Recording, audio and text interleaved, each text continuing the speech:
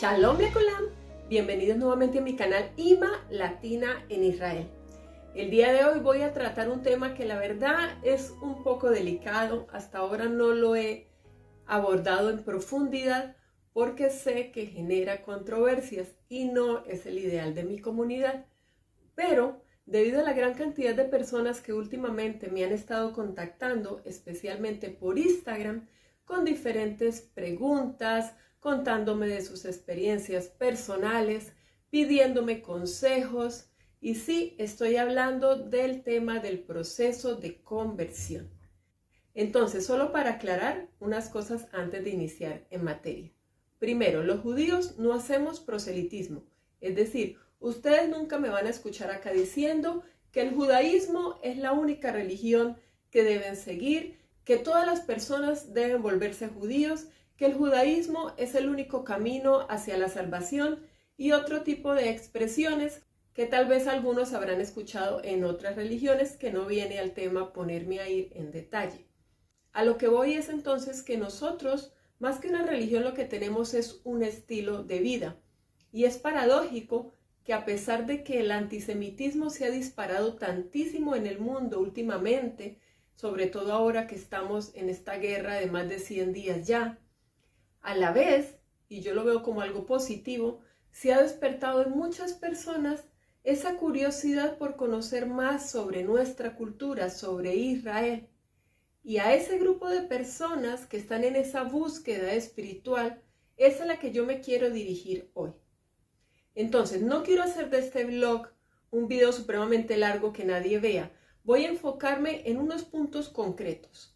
Primero, nadie puede decir que está deseoso de volverse judío simplemente como por un impulso repentino. Pues obviamente no se trata de que amanecí un día sintiéndome judío, desde eso empecé a comer kosher, a guardar festividades, a guardar Shabbat y ya soy judío. Obviamente que no. Es todo un proceso, y un proceso muy difícil, muy duro, de renuncias. Y si no, vámonos hacia la Torá. ¿Quién fue el primer judío? Es decir, un converso. Abraham Avinu, nuestro patriarca, el cual fue hijo de un idólatra que hacía ídolos en su casa, ídolos de arcilla y de cualquier otros materiales que se puedan imaginar. Ese era el negocio que le daba el sustento a su familia. Un hombre bastante adinerado y que ponía a su hijo Abraham a ayudarle a vender los ídolos cuando él se iba de viaje. Y Abraham, que desde muy temprana edad descubrió que no hay sino un solo Dios, un ser que es principio y eternidad, por el que estamos acá desarrollando una misión, hizo todo lo contrario a lo que su padre esperaba. Le rompía los ídolos, se inventaba que ellos se habían puesto a pelear. Hay diferentes midrash que cuentan historias un tanto cómicas, donde al final el padre llegó, por ejemplo, de un viaje y encontró todos sus ídolos destruidos, los que tenía para la venta, y le preguntó enfurecido a su hijo Abraham, ¿qué pasó aquí? Y le dijo, papá, se pusieron a pelear. Todos querían ser el más importante, y entonces el de más tamaño decía que porque él era más grande, él tenía más poder, y el chiquito decía que él era hecho de un material que tenía más valor, y así unos con otros se pusieron a pelear, se destruyeron unos a otros. Y obviamente el padre, con la mentalidad de un adulto, no le creyó una sola palabra, se enfureció aún más y le dijo, ¿y tú esperas que yo te crea? ¿Cómo iban ellos a poder hacer eso si son solamente criaturas hechas de arcilla?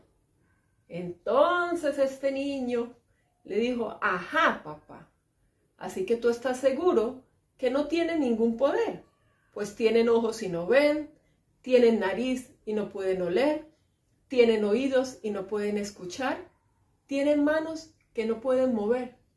Y si tú sabes eso, ¿no te da vergüenza darles poder? Venderle a la gente este engaño y hacerles pensar que a través de un muñeco de esos ellos pueden lograr algo, que esas deidades representan algo. ¿Para qué hago este preámbulo, amigos? Simplemente para explicarles que así como Abraham, al que más tarde Hashem le daría el nombre de Abraham, descubrió por sí mismo en su interior la verdad, el camino, el derech de Hashem, y decidió dejarlo todo conforme al se lo pidió. Es una cita de la Torá donde le dice: deja tu ciudad de nacimiento, tu familia, y vete a la tierra que te voy a mostrar. Está hablando de Canaán. Y finalmente, cuando él decidió hacer todo eso, dejar esa vida de riquezas tan próspera y llevarse a toda su familia, ¿qué encontró en Canaán? Una hambruna. Y bueno, tampoco voy a describir todo lo que pasó ahí, pero en el momento en que él decidió dejar todo, no crean que todo fue color de rosa. Al contrario, una tras otra y tras otra fueron llegando las pruebas. Se habla incluso en la Torá de 10 pruebas que tuvo Abraham que superar para demostrarle al Creador que él merecía la gracia de ser llamado nuestro patriarca. Entonces, cuando una persona siente ese llamado, lo primero que yo puedo sugerirles es: estén seguros de que no es algo pasajero. Estén seguros de que no es una moda. Hablen sinceramente con ustedes mismos. Incluso hay personas que me escriben y me dicen: es que me conseguí un novio o una novia que tiene ancestros judíos y me puso a estudiar judaísmo. Es que eso se ve tan bonito, pero no estoy seguro o segura de que eso sea mi camino. Lo primero que yo diría en este caso es: no busquen un proceso de conversión por complacer a alguien, por seguir a alguien, por un interés ajeno. Interés como puede ser el vivir acá en Israel algún día. Interés como puede ser el casarse con un hombre o mujer judía, o casar a sus hijos con familias judías. Ese mito que algunos tienen de que los judíos todos son ricos, por ejemplo, es que yo me quiero volver judío para volverme próspero. Hay muchas clases de mitos y tabús que ustedes deben desmontar. El judaísmo es una religión, 1, sin idolatría, 2, que creemos en un solo Dios. De hecho, hay un video que se llama Los 13 principios de Maimónides, que acá tengo en el canal, les voy a dejar por ahí en tag, para que ahí se informen los que no saben cuáles son exactamente esos principios de fe. Así no me alargo yo tanto. Un día también hablando con una persona que hizo teshuvá, es decir, nació en hogar judío, pero no eran observantes, y ya en su edad adulta decidió volverse otra vez a sus raíces, empezar a estudiar Torá, a cumplir misbot, obviamente empezando por la alimentación kosher, por el Shabbat, por guardar las festividades y todo lo que tiene que ver con nuestra cultura. Tuvimos una interesante discusión, a pesar de que esa persona me decía: es que ser Baal Teshuvá es más difícil que ser converso, y yo le decía: yo creo que el converso tiene más retos que el judío. Les voy a contar mi opinión personal y ya ustedes se toman también sus propias conclusiones. La opinión de esa persona era: el que decide hacer Teshuvá está yendo primero en contra de su propia familia. Él ya nació judío, o ella. No tiene nada que demostrarle a nadie. Esa judeidad lo va a acompañar o la va a acompañar hasta el último día de su vida. El decidir ser observante es una decisión personal, es una relación entre esa persona y el Eterno, ¿cierto? Está abonando en esta vida puntos, digámoslo así, para el mundo venidero. Pero, vuelvo y digo, esa condición de ser judío no se la van a quitar. En cambio, el que decide abrazar al pueblo de Israel a través de una conversión, también está dejando la familia, también está dejando amigos, también está dejando una vida social. No hablemos de las renuncias en cuanto a la comida, al cambio en el vestir y a muchas otras cosas, porque eso se ve en ambos lados, tanto en el que decide hacer teshuvá como en el que decide hacer conversión. Pero, como explicaba yo, el tema acá es: el que hace conversión debe ser genuinamente llamado a ella, sin ninguna motivación exterior, solo el propio deseo. Y el que decide hacer teshuvá es lo mismo, sin ninguna motivación diferente que sentirse más cerca al Creador. Entonces sí, ambos caminos son difíciles, ambos caminos son de renuncias, pero el final, la meta, es estar más cerca al Creador. Y si así se logra sentir esa persona después de pasar por tantas pruebas, habrá cumplido entonces parte de esa misión por la que fue traído a este mundo. Otra cosa muy importante en este tema de las conversiones es la comunidad. Mucha gente me escribe y me dice, mira, es que yo vivo en tal ciudad, allá no hay comunidad judía, no hay nada, yo estoy estudiando por internet. Les digo, para empezar estaría bien, eso sí, búsquense un rabino, búsquense una comunidad que sea kosher, porque hay muchas cosas en la web que ustedes tienen que averiguar. Pero después de que ya ustedes saben la teoría, digámoslo así, de que se han familiarizado con tantas cosas que implica una vida dentro del judaísmo, necesitan una comunidad física a la que puedan asistir. Un judío no vive solo, un judío vive en comunidad y la mayoría de las mitzvot, de los preceptos de obligatorio cumplimiento, se cumplen en comunidad. No existen festividades solas. Todas las festividades las pasamos en la sinagoga, compartiendo con nuestros amigos, con nuestros vecinos, el Shabbat igual. Todo tiene que ver con la comunidad.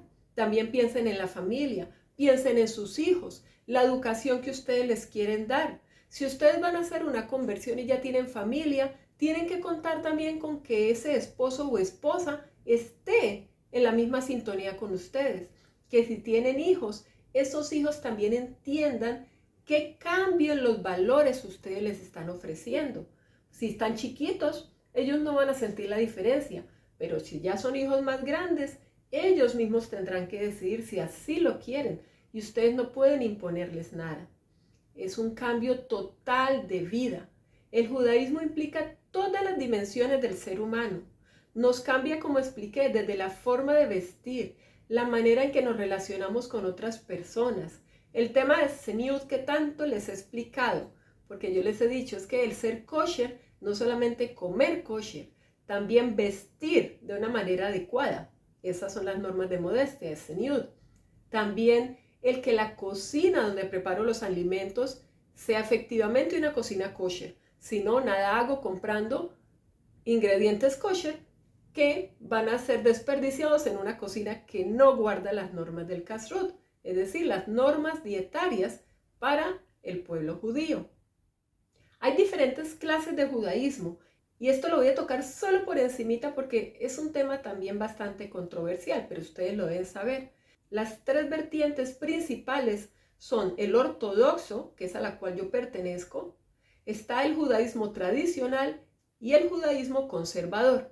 El tradicional es el que guarda las festividades, como su nombre lo indica, es tradicional, cuida las tradiciones.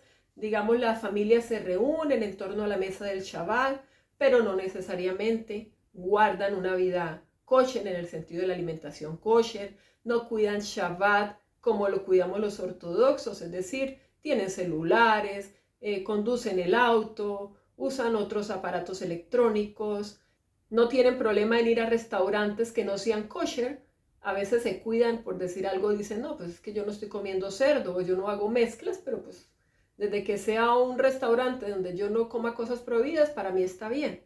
Cosas así. Y los conservadores son un poco más al otro extremo, porque entiendo que hay mujeres también que se ordenan, por llamarlo así, como rabinas, que usan talit, que usan kipá, que salen a leer la Torá, que cantan el público. En las sinagogas entiendo yo que no necesariamente los servicios son en hebreo, sino en el idioma local. Entiendo también que no hay mejitza, que es la separación de las áreas entre hombres y mujeres, sino que todos se sientan juntos. Hay muchas otras cosas. Obviamente no guardan la tzniut para nada. Las mujeres se pueden vestir con pantalón, con escote, como quieran. Los hombres en short, en camisilla, como quieran. Entonces, esas son como las tres grandes ramas. Y la ortodoxa, pues no les hablo en detalle porque pues de eso se trata mi canal, mi comunidad. Ya les he dicho muchísimas veces cómo es la manera en la que nosotros vemos la vida. Ahí tengo incluso una playlist que se llama Una vida kosher, pueden buscarla. Y cualquier duda, pues igual ahí válganse de la ventanita de los comentarios y déjenme las inquietudes.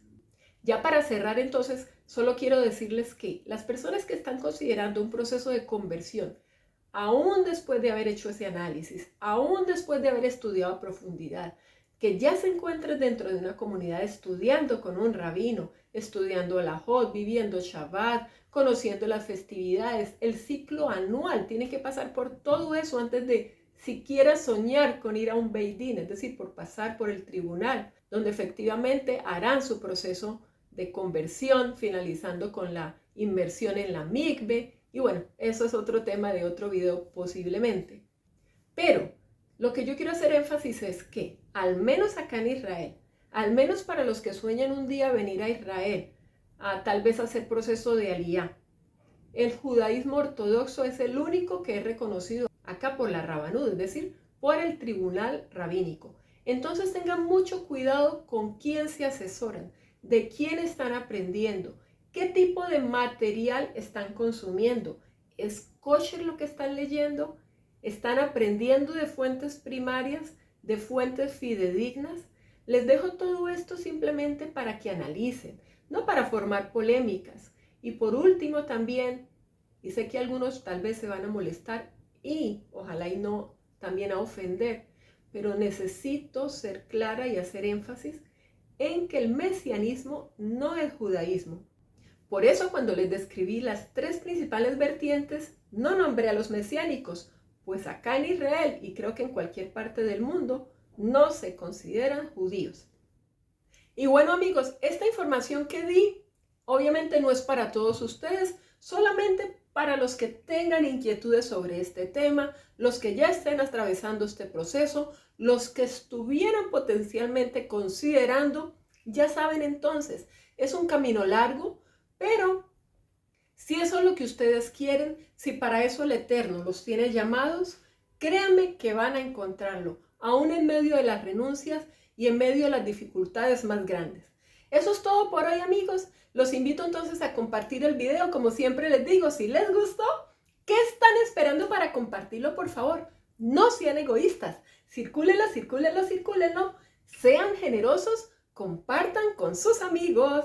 Shalom, shalom, desde Israel. ישראל, עמך עם חזק נושאים עיניים לשמיים. ישראל, עמך